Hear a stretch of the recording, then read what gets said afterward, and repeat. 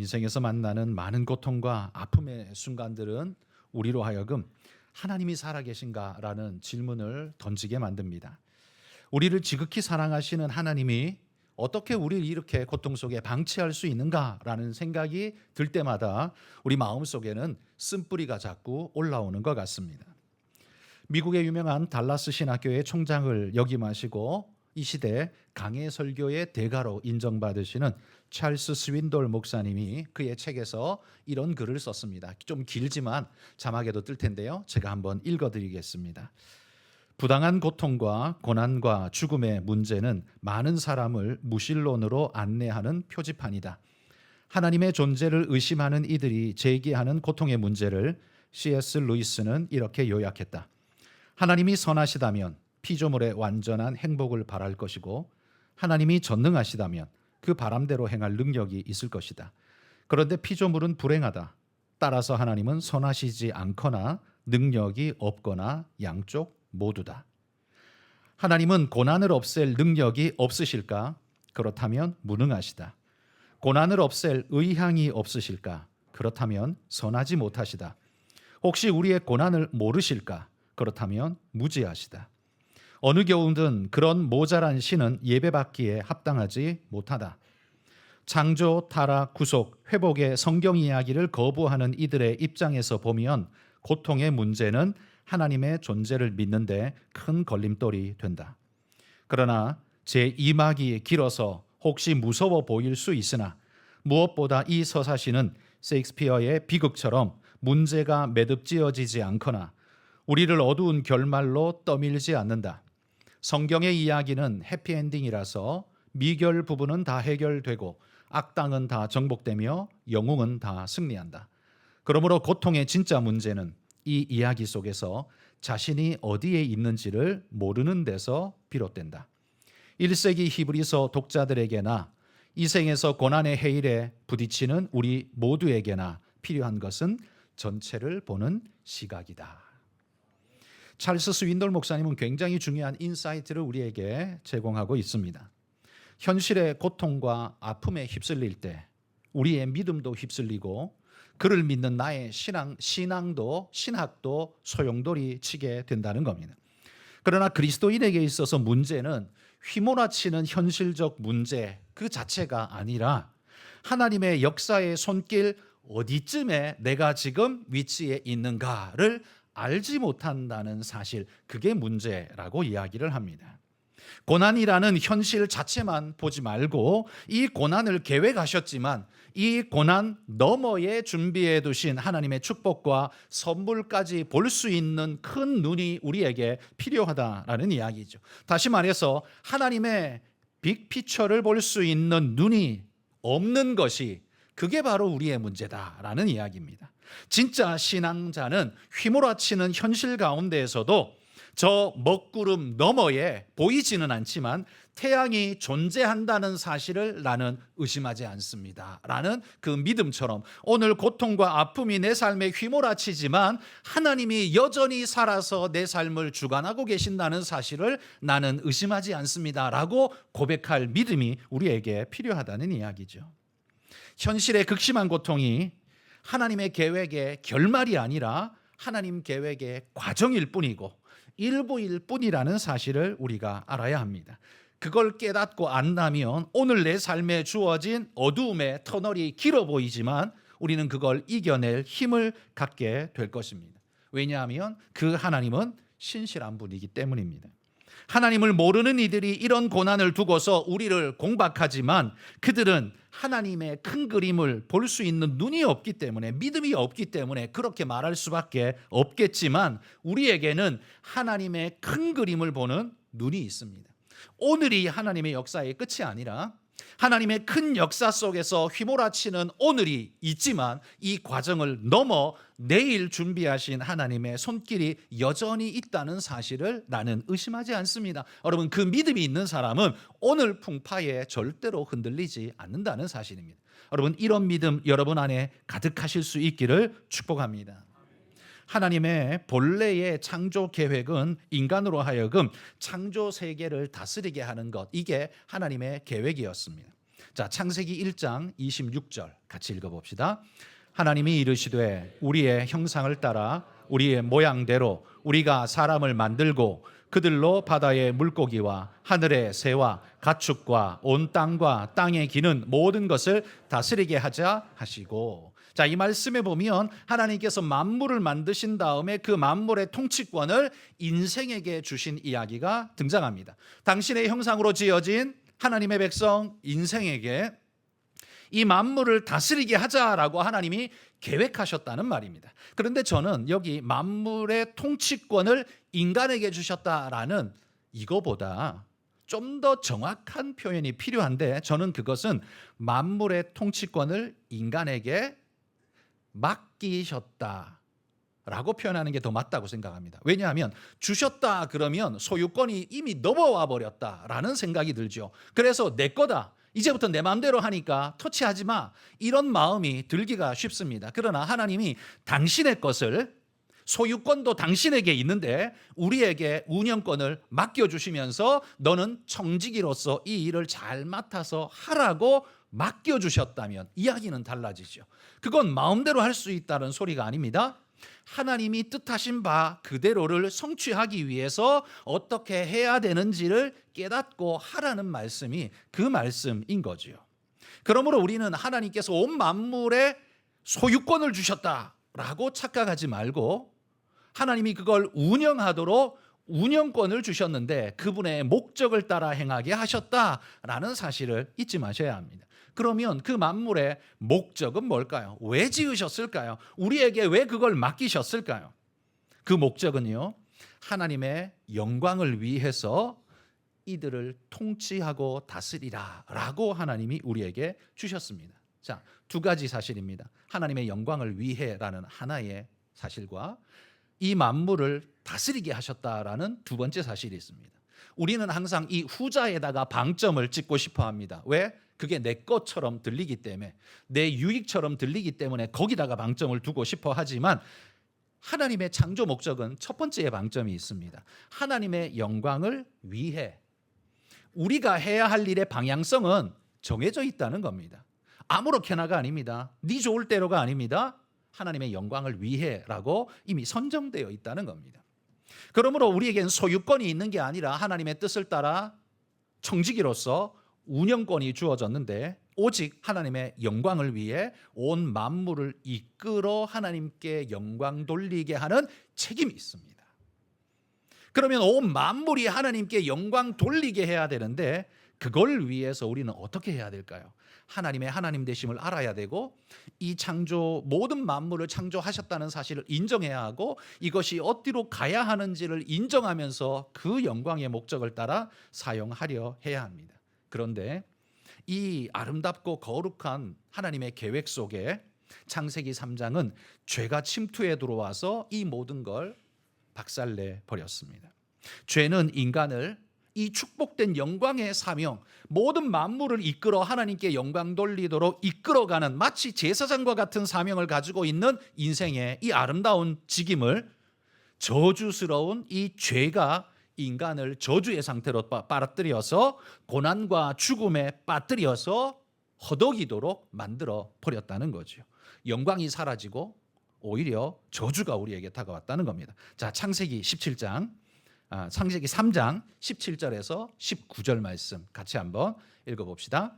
아담에게 이르시되 네가 내 아내의 말을 듣고 내가 너에게 먹지 말라 한 나무의 열매를 먹었은즉 땅은 너로 말미암아 저주를 받고 너는 내 평생에 수고하여야 그 소산을 먹으리라. 땅이 내게 가시덤불과 엉겅퀴를 낼 것이라. 네가 먹을 것은 밭의 채소인즉 네가 흙으로 돌아갈 때까지 얼굴에 땀을 흘려야 먹을 것을 먹으리니 네가 그것에서 취함을 입었음이라. 너는 흙이니 흙으로 돌아갈 것이니라 하시니라. 온 세상을 다스리며 하나님의 영광을 위해 쓰임 받으라는 하나님의 선하신 계획은요, 죄로 말미암아 다 붕괴돼 버렸습니다. 하나님이 인생을 지어서 만물을 이끌어 하나님께 영광 돌리는 제사장적 사명을 감당하여서 온 세계가 마치 오케스트라와 같이 하나님을 찬양하는 모든 공동체, 찬양 공동체가 되게 만드셨는데, 거기에 선을 끊고 현을 끊고 그 모든 악기를 박살내면서 불협화음이 되게 만든 게 죄라는 말이죠. 그 죄가 들어오는 순간 하나님을 향한 찬양이 뒤죽박죽이 되고 엉망진창이 되고 완전히 어그러져 버렸다는 겁니다. 그러나 그 죄 때문에 어그러진 그것으로 인해 하나님은 포기하지 않으셨습니다. 하나님의 뜻은 거기서 멈추지 않았습니다. 죄라는 상황이 하나님의 모든 계획을 무너뜨리지 못하도록 하나님은 선하신 구원 계획을 세우시고 그 일을 이루시고자 예수 그리스도를 이 땅에 보내사 우리를 구원할 길을 여셨습니다. 그리고는 성경에 특별히 히브리서에 보면 미래라는 시간 속에 하나님께서 마련해 두신 하나님의 축복의 선물, 이 축복의 선물을 살짝 커튼을 열어서 보여주듯 우리에게 휘장을 열며 보여줍니다. 하나님이 이루실 일, 하나님이 우리에게 주실 것은 이런 것이라 그러면서 우리에게 소망을 갖도록, 지금 무너진 것 같고 어그러진 것 같은 현실이지만 절대 하나님이 포기하지 않고 너희를 이끌어 이 소망에 이르게 하리라는 것을 보여주고 계신다는 말입니다. 그리스도가 오셔서 우리를 구원하심으로 아담 안에서 상실되었던 것을 온전히 회복시켜 주실 것을 주님이 보여주신 거예요. 사실 오늘 내 삶에 몰아친 고난과 아픔은요, 아프고 힘들지만 사실 따지고 보면 창세기 3장의 선악과 사건으로 우리가 추락하게 된 그 저주와 추락에 비하면 사실 그건 아무것도 아닙니다. 오늘 우리가 아픈 건 그건 아무것도 아니라는 말이죠. 이거 제가 비유로 그냥 비유해서 한번 설명해 보자면, 우리가 논두렁길을 걷다가 갑자기 미끄러져서 굴러 떨어졌는데 하필이면 농부가 거기다가 잔뜩 똥을 모아놓은 똥밭에 떨어져 버린 겁니다. 그 똥밭에 미끄러져 떨어졌더니만 거기서 일어나려고 하니까 미끄러져서 손에도 똥이 묻고 발에도 똥이 묻고 온 옷에 똥이 다 묻어버렸습니다. 그런데 하필이면 그렇게 해서 겨우 일어났는데 지나가던 새가 똥을 쌌는데 그게 또 내 머리 위에 떨어져 버렸네. 똑 떨어져 버렸습니다. 찝찝하고 아주 냄새나고 더럽겠죠. 그러나 여러분, 새가 싼 똥은 요만하죠. 내 머리에 떨어져서 찝찝하긴 하지만 내 온몸에 묻어있는 똥에 비하면 그 아무것도 아닌 일이죠.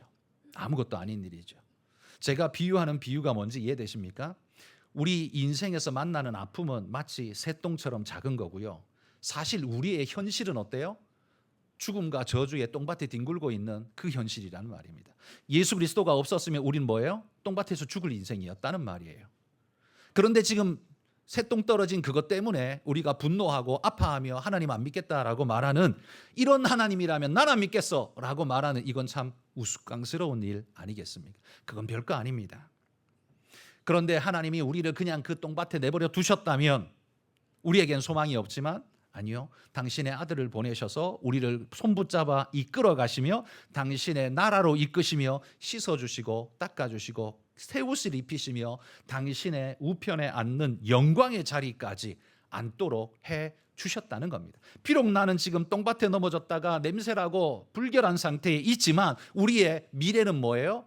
당신의 아들의 손에 이끌려서 영광스러운 자리에 새 옷을 입고 깨끗하게 씻고 새 옷을 입고 아름다움을 우리가 입고 그분 우편에 앉는 영광을 얻게 될 것이라는 말입니다. 그렇다면 지금 넘어진 거 냄새나지만 별로 기분 좋진 않지만 그러나 이겨낼 힘은 우리에게 충분히 있다는 말이죠. 이까짓 거 하고 넘어갈 수 있다는 말입니다.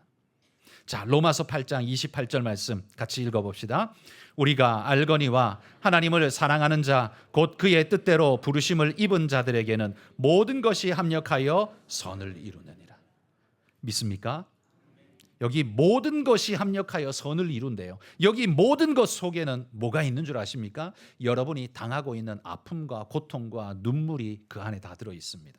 모든 것 안에 있다는 말이에요. 그래서 이 구절 말씀을 세부적으로 나누어서 회를 뜨듯이 나누어서 보자면 선하고 아름다운 좋은 일들도 합력하여 선을 이루지만 고통스럽고 아프고 힘든 그것들도, 그 일도 합력하여 선을 이루게 될 것입니다. 바로 그 말씀이라는 말이에요. 그러니까 그리스도인은 좋은 일이 와야 하나님이 나를 사랑하고 좋은 일만 주어져야 내 믿음이 제대로 된 거구나라는 보증이 되는 게 아니라 힘들고 어려운 일이 와도 그 모든 것이 합력하여 하나님의 선을 이루는 도구가 된다는 사실을 믿고 이 고난도 하나님의 선의 도구가 됩니다라고 고백할 수 있는 그런 믿음의 사람들이 돼야 한다라는 말입니다.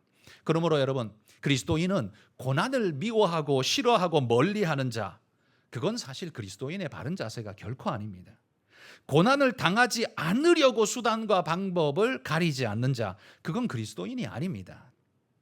고난 속에 숨겨두신 하나님의 보화를 찾으러 가는 자, 오히려 그게 그리스도인 아닙니까? 그래서 고난이 있든 없든 우리는 오직 하나님의 선을 위해 부름받은 자라는 사실을 기억하고 이 길을 무던히 걸어가는 자, 그게 그리스도인인 줄 믿습니다.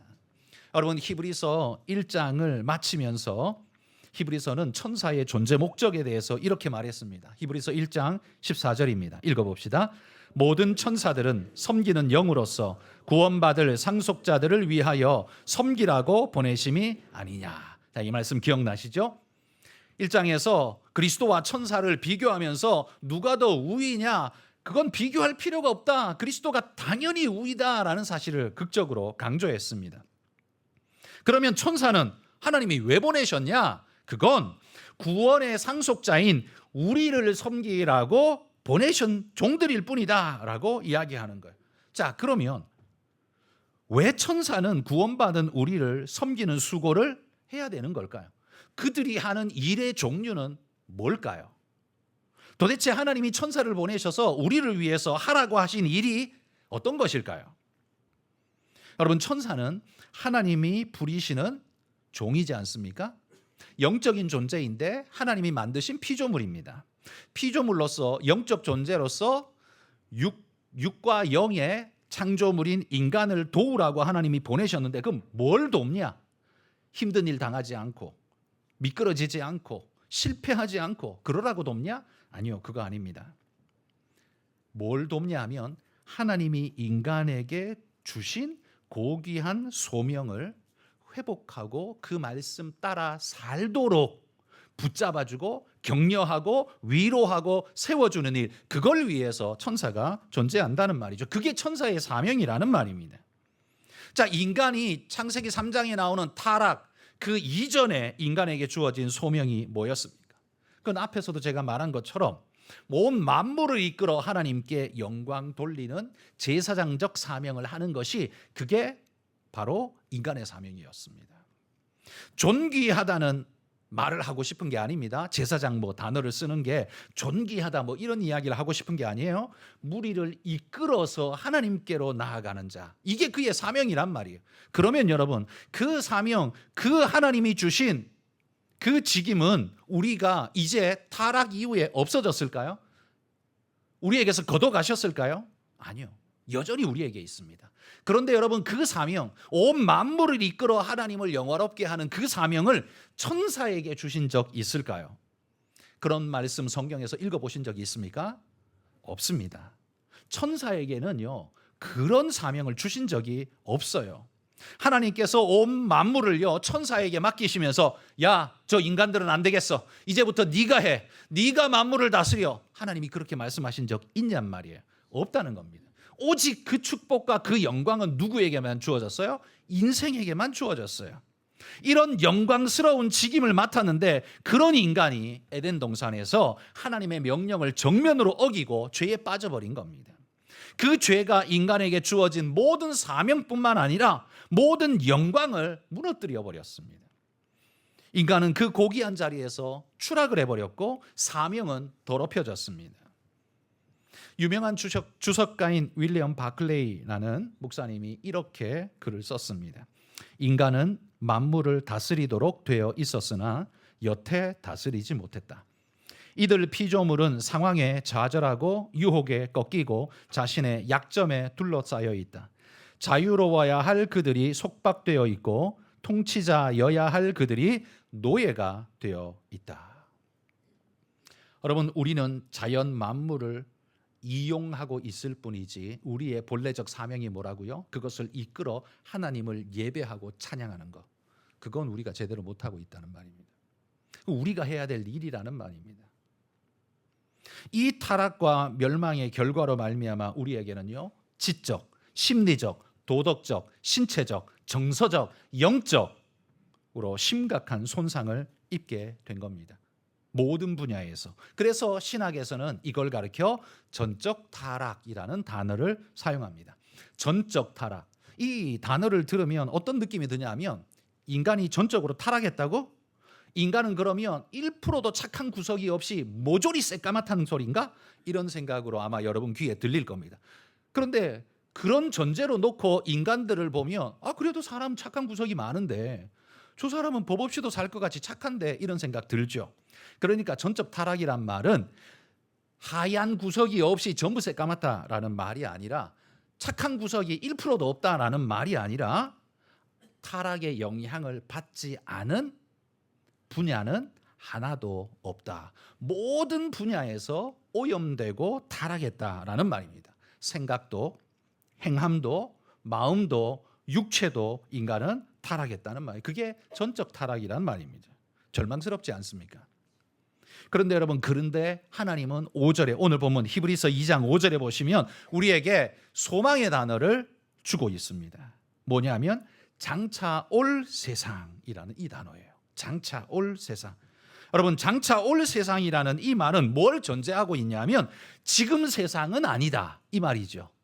지금 세상 말고 올 세상이 또 있다라는 사실을 강조하고 있습니다.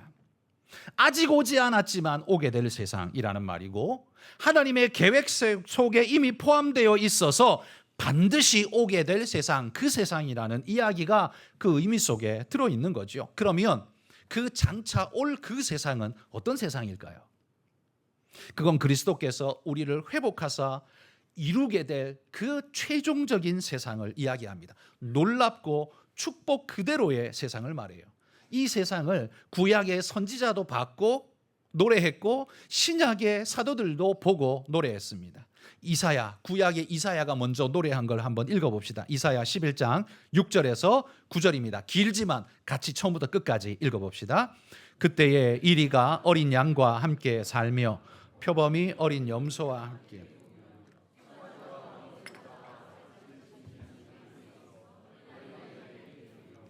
암소와 곰이 함께 먹으며 그것들의 새끼가 함께 엎드리며 사자와 소처럼 풀을 먹을 것이며 젖먹는 아이가 독사의 구멍에서 장난하며 젖된 어린아이가 독사의 굴에 손을 넣을 것이라. 내 거룩한 산 모든 곳에서 해됨도 없고 상함도 없을 것이니 이는 물이 바다를 덮음같이 여호와를 아는 지식이 세상에 충만할 것입니다. 여러분, 여기 나오는 이사야가 보고 노래하고 있는 이 나라는요, 그냥 비유적으로 괜찮지, 이런 거 좀 꿈꿔보면 어때? 라는 상상의 이야기가 아닙니다. 하나님이 이루실 그 나라를 이사야가 미리 엿보고 하나님 너무 놀랍습니다 하면서 그려주고 있는, 소개하고 있는 내용이 이 내용입니다. 이 나라는 인간이 만드는 발전된 유토피아의 나라가 아닙니다. 인간이 만들어내는 기술이 발전하고 지식이 발전하면 되어질 나라, 이거 아닙니다. 인간이 만드는 유토피아가 아니에요. 이건 하나님이 이미 계획하시고 준비하신 하나님의 나라입니다. 우리를 위해서 이런 나라를 주시겠다고 예비해 놓으신 장차 올 세상이라는 말이에요. 구약에 예수님 오시기 700년 전에 이사야도 이런 나라를 꿈꾸면서 하나님이 보여주신 걸 보고 흥분했습니다. 그러나 예수님의 제자인 사도 요한도 그 환상을 보고 우리에게 기록해 줍니다. 계시록 21장 1절에서 4절 읽습니다. 또 내가 새 하늘과 새 땅을 보니 처음 하늘과 처음 땅이 없어졌고 바다도 다시 있지 않더라.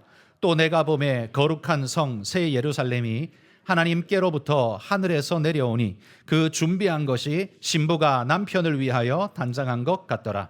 내가 들으니 보좌에서 큰 음성이 나서 이르되 보라, 하나님의 장막이 사람들과 함께 있음에 하나님이 그들과 함께 계시리니 그들은 하나님의 백성이 되고 하나님은 친히 그들과 함께 계셔서 모든 눈물을 그 눈에서 닦아주시니 다시는 사망이 없고 애통하는 것이나 곡하는 것이나 아픈 것이 다시 있지 아니하리니 처음 것들이 다 지나갔음이로라. 여기 새하늘과 새 땅이라는 표현을 씁니다. 이게 뭐예요? 장차 올 세상을 이야기하는 겁니다. 이게 지금 우리가 땅을 밟고 있는 이 세상과 다르다는 걸 어떻게 표현하냐면 처음 하늘과 처음 땅은 없어졌고 라는 표현을 씁니다. 그러니까 우리가 밟고 있는 이 땅이 발전하고 발전해서 이 지구상 위에 신천신지가 만들어진다. 이건 여호와 증인들이 하는 소리죠. 성경이 말하는 게 아닙니다. 이건 여호와 증인들이 하는 말이에요. 이단이 하는 말이에요. 하나님은 처음 하늘과 처음 땅이 없어지고 새 하늘과 새 땅이 우리에게 주어지는데 그게 뭐냐? 장차 올 세상이라고 말하는데 그건 하나님이 우리를 위해 예비하신 곳입니다. 거기에는 눈물도 없고 죽음도 없고 아픈 것도 곡하는 것이나 그런 모든 것이 없다라고 말합니다. 이게 도대체 어떻게 없을 수 있습니까? 어느 복지국가에 가도 눈물은 있기 마련이고 요즘 유럽이 데모하고 난리가 나는데요. 복지의 끝판을 달리던 그들이 이제는 바닥을 치면서 그냥 데모하고 난리가 나는데 인간이 아무리 최선을 다해서 노력해도요. 여기 이를 수가 없습니다. 이건 인간이 만들어내는 유토피아가 아니에요. 오직 하나님만이 주실 수 있는 그 나라예요. 왜요? 왜냐하면 죄가 없이는 눈물과 고통과 탄식과 죽음은 결코 없어지지 않거든요. 그 죄가 처리되지 않는 나라, 인간이 아무리 애써도 죄는 처리 못하잖아요. 기술 발전은 해도. 하나님이 그걸 없애심으로 결국 뭐예요? 그 죄가 가지고 온 사망, 고통, 눈물, 저주 이거 다 없어진다라고 약속해 주고 있습니다. 예수님 오시기 700년 전에 이사야도 그 세상을 바라보고 꿈꿨습니다. 예수님의 제자 사도 요한도 바로 그 환상을 보면서 하나님의 소망을 그 마음에 품었습니다. 여러분 창세기에 하나님께서 계획하셨던 바로 그 계획이 죄로 말미암아 좌절된 줄 알았던 그 계획이 그리스도 안에서 새롭게 회복되어서 더 발전되어져서 우리에게 하늘로부터 주어지겠다라고 약속하고 있는 겁니다. 이걸 보자면요, 하나님이 우리에게 최초에 약속하셨던 이 만물을 다스리라, 너희가 제사장이 되어 이 사역 하나님께 영광 돌리는 이 일을 너희가 하라라는 하나님이 주신 이 통치권, 이건 취소되지 않았다는 말이에요. 오늘 본문 5절을 다시 한번 보십시오. 히브리서 2장 5절에 보시면 하나님이 우리에게 말한 바 장차 올 세상을 천사들에게 복종하게 하심이 아니니라, 이렇게 말합니다. 이거 다시 말해서 장차 올 세상은 천사들의 것이란 말이에요? 아니요, 그들의 것이 아니라는 말이에요. 그들이 주장하고 그들이 통치한다는 소리가 아니라는 말입니다. 하나님은 그들에게 주지 않았다는 말이에요. 그러면 장차 올 세상을 누구에게 줬을까요? 그게 6절부터 8절에 나오는 이야기입니다. 히브리서 이 말씀은 시편의 말씀을 인용해 온 건데요. 자, 6절 중반부터 8절 상반절까지 제가 한번 읽어보겠습니다. 사람이 무엇이기에 주께서 그를 생각하시며 인자가 무엇이기에 주께서 그를 돌보시나이까. 그를 잠시 동안 천사보다 못하게 하시며 영광과 존귀로 관을 씌우시며 만물을 그 발 아래 복종하게 하셨느니라 라고 말합니다. 이건 시편 8편 4절에서 6절 말씀을 그대로 따온 거거든요. 자, 시편 8편 4절에서 6절 같이 읽어봅시다. 사람이 무엇이기에 주께서 그를 생각하시며 인자가 무엇이기에 주께서 그를 돌보시나이까. 그를 하나님보다 조금 못하게 하시고 영화와 존귀로 관을 씌우셨나이다. 주의 손으로 만드신 것을 다스리게 하시고 만물을 그 발 아래 두셨으니. 자, 여기 시편 8편에 나오는 이 다윗의 고백, 이 노래는 여러분 누구의 영광을 이야기하는 것 같아요? 사람의 영광을 이야기하는 겁니다. 사람이 무엇이기에 주께서 그를 생각하시며. 왜겠습니까? 다윗이요, 그 벌판에, 그 들판에 그 별을 바라보며 누워서 무슨 생각이 들었을까요? 하나님, 우리가 뭐라고 저 하늘의 찬란한 별 우리를 위해 깔아주시고 온 만물을 들판에 온 산에 천지에 이렇게 늘어놓으시며 우리더러 다스리라라는 이 명령을 주셔서 우리로 이 모든 걸 주관하게 하셨습니까? 우리는 저 짐승보다 힘이 세지도 않고 독수리처럼 날지도 못하고 눈이 멀리 보지도 못하는 미련한 종들인데, 이런 인생인데 사람이 무엇이기에, 인자가 무엇이기에 주께서 우리를 이렇게 돌봐주십니까? 라고 감격 속에 노래한 것이 바로 시편 8편 이야기입니다. 하나님이 인간에게 주신 놀라운 축복을 이렇게 노래하고 있다는 거예요. 그런데 여러분, 이 이야기를 왜 히브리서가 지금 땡겨와서 인용하고 있는 걸까요? 그건 장차 올 세상을 천사들에게 준 게 아니라 우리에게 주셨다는 사실을 강조하면서, 이 영광 누구 거라고? 네 거야, 너희 거야, 이걸 버릴 거야? 라고 되묻고 있는 겁니다. 이런 영광을 네가 힘들다고, 내로 박해 때문에 좀 힘들고 고통스럽다고 이거 놓을 거야? 이거 이겨내고 하나님이 주시는 이걸 우리가 얻어야 할 것 아니냐라고 지금 말씀하고 있는 거예요. 이 영광 우리에게 주셨다는 거예요. 창세기 3장의 실패로 인해서 우리는 하늘과 땅의 저주를 받은 자로 전락했지만, 그리스도의 회복으로 말미암아 우리는 그 영광을 회복할 뿐만 아니라 더 높은 곳에 이르는 자가 되었습니다. 창조 때에는 그 명령을 누구에게 줬어요? 인간 모두에게 줬어요. 모든 인간이 만물을 다스리며 하나님께로 이끄는 역할을 하라고 보편 축복으로 주셨습니다. 그런데 히브리서 2장에 말하는 장차 올 세상은 누구에게 주셨을까요? 그건 오직 예수 그리스도로 구속받은 믿는 자에게만 주신 것입니다. 장차 올 그 세상은 오직 구속받은 당신의 백성들에게 주신 겁니다. 그런데 여러분, 한번 생각해 보십시오. 신약의 이 말씀은 믿는 자에게만 주시고 구약의 저 말씀은 보편 모두에게 주셨다. 근데 사실 따지고 보면 에덴 동산에서 그 말을 들은 사람은 아담과 하와밖에 없잖아요. 이 모든 만물을 다스리라는 명령, 그 대상자는 아담과 하와밖에 없죠. 그런데 아담과 하와가 하나님 안 믿었습니까? 불신자였나요? 아니요, 하나님 잘 믿는 사람이었습니다. 자, 그렇게 따지면 하나님의 첫 번째 명령도 결국 믿는 자에게 하신 하나님의 명령이고, 다시 오실 주님이 주신 약속도 결국 하나님이 그 당신의 자녀들 믿는 자에게 주신 약속이라고 보아 저는 틀리지 않다라고 생각합니다. 죄가 그것을 망가뜨렸을 뿐이지 하나님은 본래 당신의 믿음의 백성들에게 이 축복을 주셨다는 거예요. 그러므로 여러분, 히브리서는 지금 이렇게 말하는 겁니다. 너희가 이 박해와 고통 때문에 힘들고 어렵겠지만 그 믿음이 흔들려서 유대교로 돌아갈까? 지금 그 이야기 할 때냐? 신앙 버리고 예수 믿는 거 버리고 난 그냥 로마 백성으로 그냥 살까? 그러면 이 박해 없이 로마의 향락을 누리면서 마음껏 살 수 있지 않을까?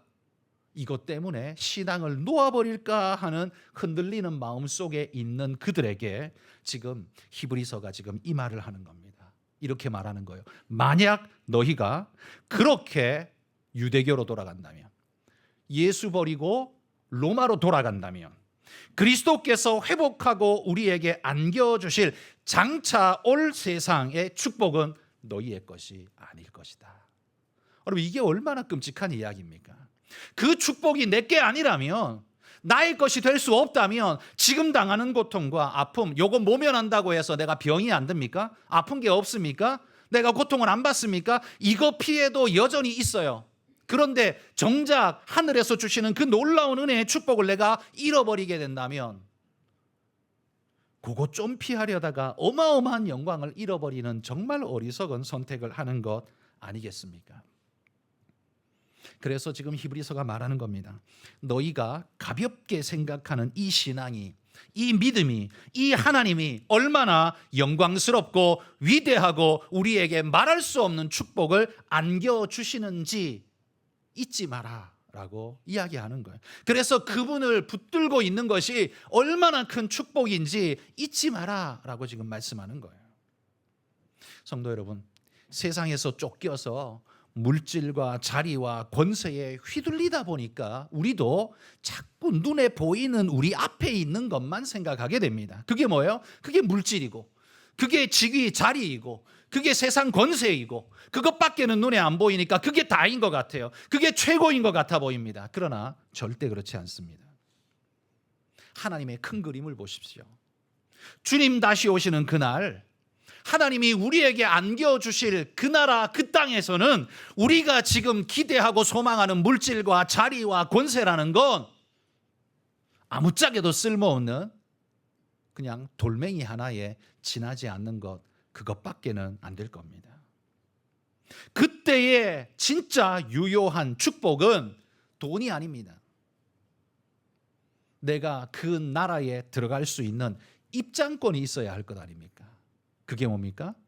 내가 하나님 자녀라는 문설주와 문인방에 바른 예수님의 피, 여러분 심령에 바른 그 보혈의 피, 그게 여러분의 입장권입니다.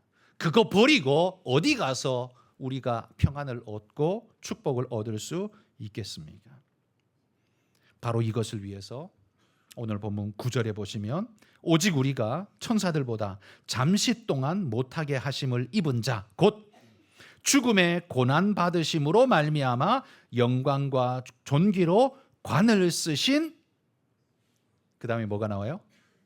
아까 앞에서는 그게 사람에 대한 거라 그랬잖아요. 근데 9절에서는 이걸 예수님에게 적용시키고 있습니다. 그러니까 사람의 영광을 예수님에게 가지고 와서 지금 거기다가 접목시키고 있어요. 왜일까요? 왜냐하면 예수님이 인간으로 오셨기 때문에. 인간으로 오신 예수님께서 그 영광, 그 존귀로 관을 쓰셨습니다. 어떻게 해요? 부활과 승천으로. 그분이 이루신 그것처럼 너희도 그러할 것이다라는 걸 보여주는 거죠. 그런데 그뿐만 아니라 그분이 인간이 되셨다는 사실을 히브리서에서 2장에서는 7가지의 이유를 들어서 우리에게 설명합니다. 여러분, 하나님이 인간이 되셔야만 하는 이유를 성경에서 직접적으로 이야기하는 것은 여기 히브리서밖에 없습니다. 그것도 히브리서 2장밖에 없어요. 다른 모든 곳에서는 왜 하나님이 인간이 되셔야 하는지에 대한 구체적인 설명을 안 해요. 그런데 히브리서는 놀랍게도 그걸 7가지나 이유를 들면서 그래서 주님이 인간이 되셨습니다. 근데 그냥 인간이 아니에요. 사람이 무엇이기에, 그러면서 그 영광을 다 쓰신, 존귀와 영광으로 관 쓰신 그분이십니다 라고 그분을 높여 이야기하고 있는 겁니다. 예수님께서, 하나님께서 인간이 되셔야 하는 7가지의 이유는 다음 주에 말씀 나누도록 하겠습니다.